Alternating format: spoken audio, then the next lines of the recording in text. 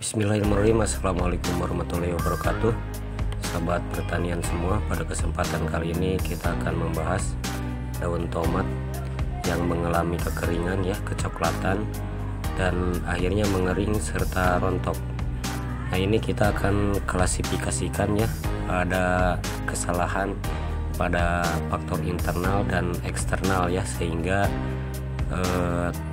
pohon tomat ini, daun tomat ini kelihatan kering gitu ya, dan kecoklatan di pinggirnya totol sampai nanti gugur ya.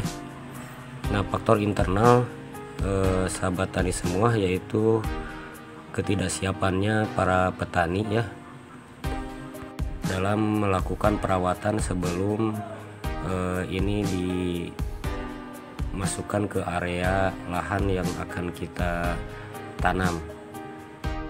Jadi kita sebagai petani ya, sebelum kita tanam ini, area ini harus bersih dari gulma ya, karena gulma bisa menjadi sarang hama dan penyakit pada tanaman.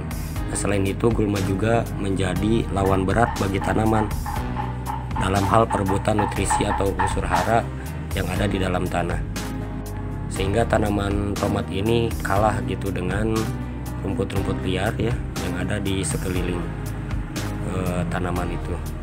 Nah, penyebab lain itu adalah kerusakan pada daun ini, yaitu karena jenis tanahnya yang tidak baik. Nah, tanahnya mungkin terlalu asam ya, sehingga saat pengolahannya pada awal tanam itu kita perlu kapur dolomit ya, agar tanahnya menjadi netral. Nah, selain itu cuaca yang ekstrim juga ini bisa menjadi faktor daun ini kuning ya. Sedangkan untuk kemarau ini biasanya terserang penyakit yang bisa menjadi faktor pemicunya. Nah, maka kita ya, untuk hal tersebut kita harus memperbanyak pemberian fungisida pada tanaman tomat kita. Nah, kalau kita perhatikan ya, mengapa daun tanaman tomat ini warna kuning pada pinggirannya ini ya, mengering kecoklatan. Ini bisa dikarenakan tanaman tomat ini mengalami gejala klorosis atau nekrosis ya. Kedua gejala pada tanaman ini umumnya menyerang tanaman lainnya, tidak terkecuali kepada tomat ini. Nah, gejala ini nantinya juga si daunnya ini bakal berguguran daunnya. Nah, ini tentu tidak lain ya, karena warna ini itu udah kita kelihatannya, jadi kekurangan unsur hara yang ada di dalam tanah. Jadi intinya untuk nutrisi di bawah tanah ini kita harus benar-benar menyetabilkannya gitu ya. Kalau udah terjadi seperti ini, teman-teman bisa ngecor juga ya, memakai pupuk pelengkap cair yang bisa ditabur ya ke area akarnya ini. Nah, untuk faktor internal ini teman-teman, jadi solusinya untuk kuning daun seperti ini, yang pertama lakukan pemberian kapur dolomit ya pada saat kita akan melakukan pengolahan tanah di awal. Nah, perbaikan tanah atau lahan tanaman itu dilakukan dengan dua cara, yaitu pemberian pupuk dasar di awal tanaman, yaitu pupuk kandang saat pengolahan tanah menjadi bedengan, dan lakukan pemberian dolomit ya. Nah, selanjutnya itu memupuk tanaman secara rutin dengan pupuk yang mengandung komposisi seperti unsur hara ya, yaitu zinc atau seng, mangan, magnesium, dan kapur atau tembaga Cu ya, dan klor atau Cl, dan Fe ya, atau ferum atau besi gitu. Itu ada kandungannya ya di pupuk tanaman. Itu harus mengandung unsur yang seperti itu agar daunnya ini tidak kering.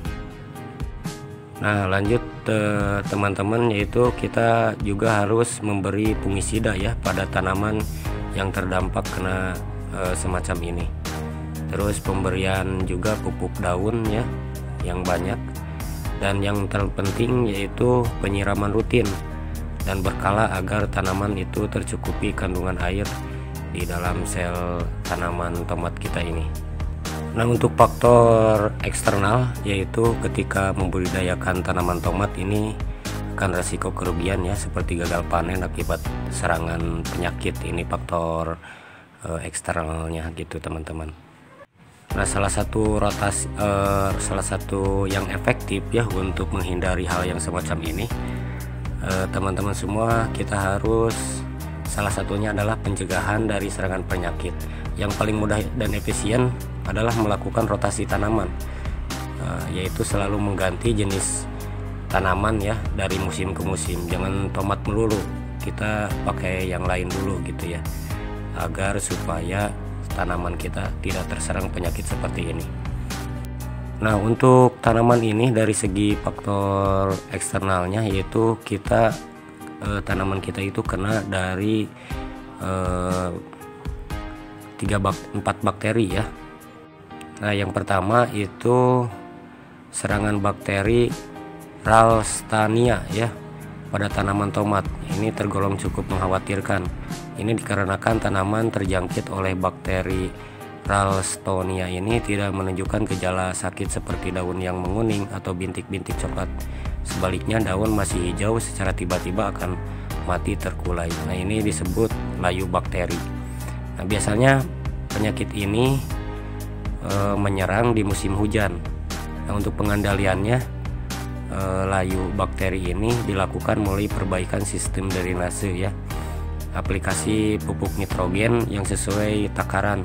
Ini menggunakan benih yang varietasnya yang toleran. Gejala langsung layu ini teman-teman, kalau belum banyak kita cabut aja ya, jangan sampai kita menularkan tanaman kita kepada tanaman yang lain. Jadi cabut aja, kalau misalkan ada satu yang layu maka cabut aja, karena tidak akan betul untuk dilanjutkan juga ya kalau kena bakteri semacam ini. Nah, teman-teman, untuk obat ini kita campurkan nanti ya. Teman-teman bisa membeli obat di toko, yaitu bakterisida ya, bakterisida Dazomet. Untuk selanjutnya yaitu tanaman kita kalau terjadi seperti ini disebabkan dengan jamur fusarium ya, yaitu penyakit layu fusarium. Ini bisa dikendalikan secara alami sama seperti halnya layu bakteri.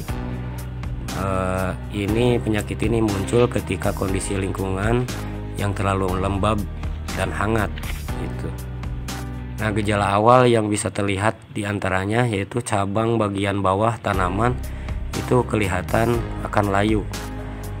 Daun yang masih muda mulai menguning, terus merembet ke atas hingga semua bagian tanaman itu layu ya, dan kemudian mati.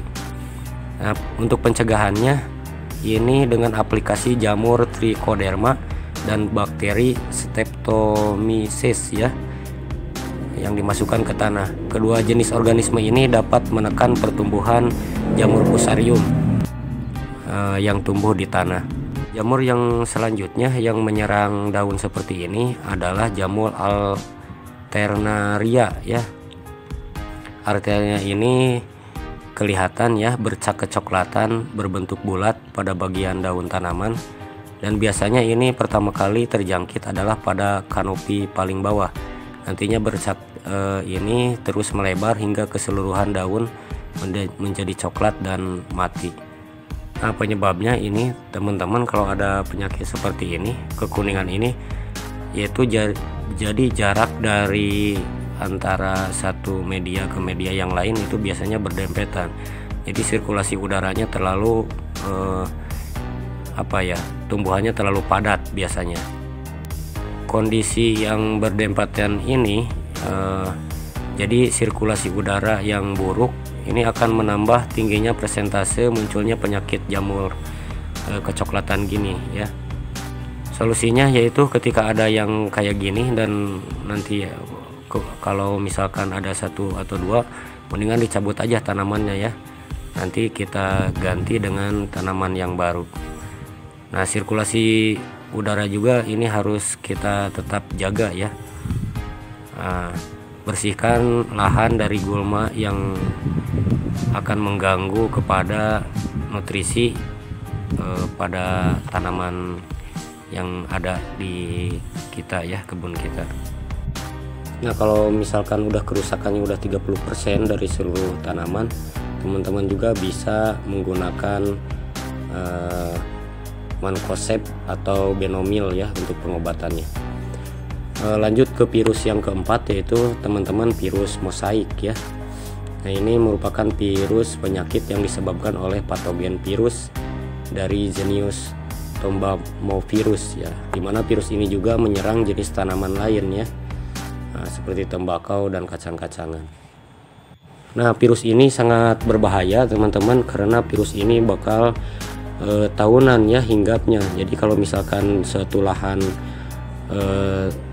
suka terserang terus kayak gini, jadi tidak cocok untuk tomat ya, tanaman tomat, maka cepat-cepat teman-teman harus menghubungi ke orang yang berkompeten ya di Dinas Pertanian, karena ini harus penanganan khusus ya. Kalau seandainya di area teman-teman ini ada terjangkit penyakit seperti ini, obatnya tidak bisa diobatin gitu ya, karena virus ini, virus mosaik ini teman-teman, harus ada penanganan khusus ya dari pertanian gitu teman-teman.